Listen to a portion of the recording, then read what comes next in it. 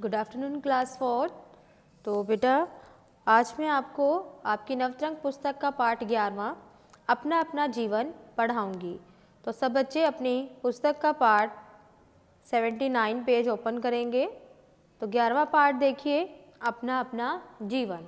तो देखिए बेटा, जीवन जीने का अधिकार सबको है, सबका जन्म हुआ है, सबको ही जीना है।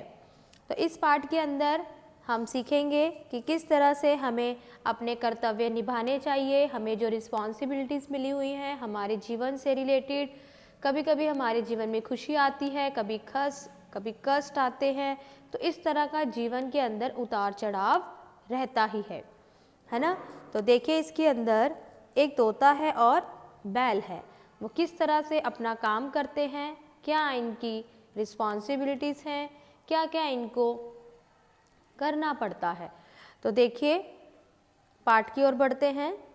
बैल को खूंटे पर बंधा हुआ देखकर तोता हंसा, भाई तुम्हारा जीवन भी कैसा जीवन है, दिन भर हल खींचना पड़ता है, किसान के डंडे खाने पड़ते हैं, तब जाकर तुम्हें चारा मिलता है, दिन की चिलचिलाती धूप भी तुम्हें अपनी पीठ पर झेलनी पड़ती है।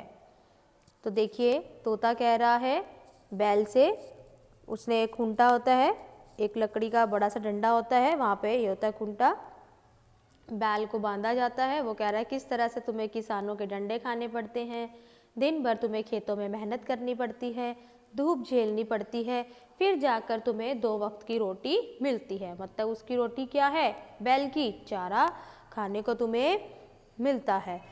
तो बोला बैल चारा खाते खाते रुका और बोला, तुम्हारी तरह दिन भर 4 दानों के लिए मीलों मील मारा मारी तो नहीं करनी पड़ती। ऐसा बैल ने किसको कहा, तोते को कहा। तो देखिए तोते को कहता है कि तुम क्या करते हो, तुम तो सारा दिन इधर से उधर इतनी दूर दूर तुम उड़ उड़ कर जाते हो सिर्फ 4 दानों के लिए। ये तोता तो छोटा सा होता है, छोटा सा है तो होता है, तो वो खाता भी कम है।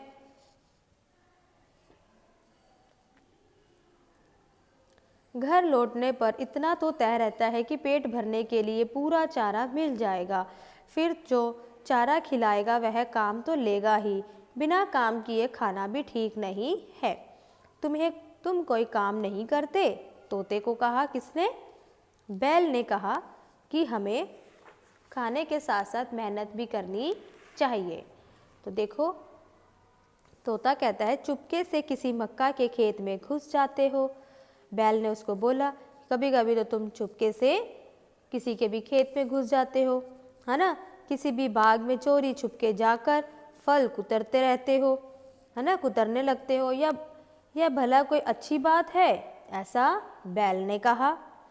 तोते ने आंखें मटकाकर कहा, इस तरह खाने का अपना ही आनंद है, तरह तरह के बढ़िया फल खाने को मिल जाते हैं, अच्छे फल ढूंढने के लिए तो भी मेहनत करनी पड़ती है। तो तोते ने भी मेहनत की, क्या अच्छा अच्छा खाना खाने के लिए वो भी इधर से उधर उड़कर जाता है और मेहनत करता है अपना पेट भरने के लिए। आज़ादी का मज़ा ही कुछ अलग होता है, तोते ने कहा। तुम तो सारा दिन बंधे रहते हो, घर जाते हो तुम्हें घर पर बांध देते हैं, खेत में आते हो खेत में बांध देते हैं, लेकिन मेरी तरह जो आज़ादी का मज़ा है वो बहुत ही आनंददायक है। तुम अपनी मर्जी से कहीं नहीं जा सकते हो, ना खा सकते हो। तुम्हारे मालिक जो चने की बढ़िया दाल खाते हैं, हम उनके आंगन में जाकर कुछ दाने उनमें से भी खा लेते हैं। तो उसने कहा कि हम किसी के खाने से पहले भी अपनी मर्जी से इधर से उधर जाकर जो मन करता है वो हम खा सकते हैं। तुम्हारे आंगन में लगे आम के पेड़ से बढ़िया आमों का आनंद हम ही सबसे पहले उठाते हैं, ऐसा तोते ने कहा। तुम्हारे मालिक से भी पहले हम ही खा जाते हैं तुम्हारे आंगन के आम। तुमने आम कभी चखे भी नहीं होंगे। बैल कहाँ चुप रहने वाला था, वो भी बोला। वह अपने थूथन को हिलाकर बोला, थूथन क्या होता है, मुंह, मुंह को हिलाकर बोला, ठंड और बारिश में मैं अलग कोठरी में रहता हूँ, ऐसा बैल ने कहा। देखो अलग कोठरी के अंदर है, बारिश आ रही होगी। और तुम क्या करते हो? तुम्हें तो ठंड, बारिश और ओलों की मार झेलनी पड़ती है। अरे भाई, हम भी किसी मकान के कोने में जाकर दुबक जाते हैं। ऐसा तोते ने कहा कि ऐसा ज़रूरी नहीं है कि हम बारिश में भीगते हैं है या ओलों के अंदर हमें मार झेलनी पड़ती है। नहीं, हम भी किसी न किसी कोने में जाकर छुप जाते हैं। दिक्कत तो सभी के साथ है। हमें शिकारी मार गिराते हैं, चिड़ी मार पकड़कर पिंजरे में बंद कर लेते हैं, है ना। तो पिंजरे के अंदर कहता है कभी हम बंद कर लेते हैं, कभी शिकारी हमें मारते हैं। बाज भी झपटा मारकर हमें मार देता है। आज़ादी मिली है तो उसकी कीमत तो चुकानी ही पड़ेगी। आनंद और आज़ादी कोई मुफ्त में थोड़ी ही ना मिलती है। उसने बोला आज़ादी लेना और मज़े लेना कोई मुफ्त में ही थोड़ी ना मिल जाते हैं, मुफ्त में नहीं मिलते, उसके लिए भी हमें मार लोगों की झेलनी पड़ती है। तोते ने अपनी बात को महत्व देते हुए कहा, खुली हवा में सांस लेने का आनंद ही कुछ और होता है। ऐसा तोता कहता है। तोते ने सिर हिलाकर कहा, तुम सही कहते हो, परंतु मेरा जीवन केवल मेरे लिए ही नहीं है। मैं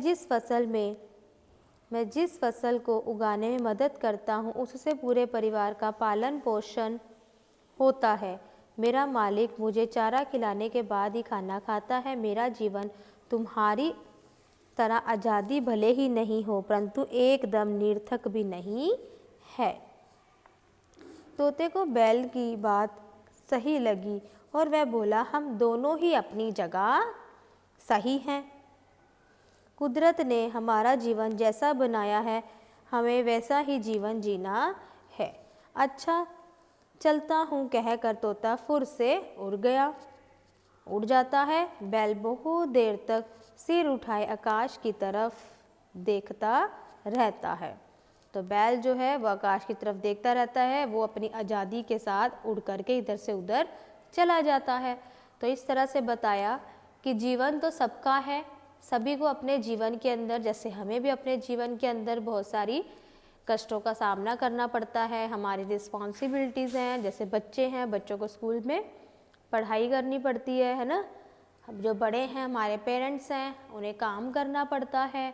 हाँ, अगर हमारे पेरेंट्स खाना नहीं बनाएंगे, पैसे नहीं लेकर आएंगे, वो काम नहीं करेंगे, तो हम कहाँ से अपना गुजारा कर सकते हैं।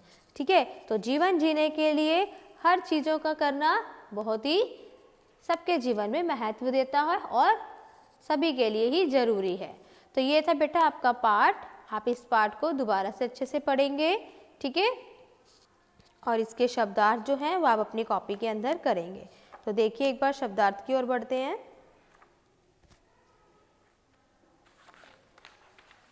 तो शब्दार्थ देखिए, कुदरत यानी प्राकृतिक, जो हमें प्राकृतिक से मिला है। निरर्थक, बिना अर्थ का, झेलना, सहन करना। चिड़ी मार, चिड़िया पकड़ने वाला बहेलिया। थूथन, बैल के मुंह के आगे का भाग, ठीक है। चारा, गाय भैंस का भोजन होता है। चिलचिलाती, बहुत तेज, दिक्कत, परेशानी। खूंटा, गाय और भैंस को बांधने के लिए जमीन में गाड़ा गया लकड़ी का टुकड़ा, ठीक है। तो इस शब्दार्थ को अपनी कॉपी में भी करेंगे। ओके बेटा।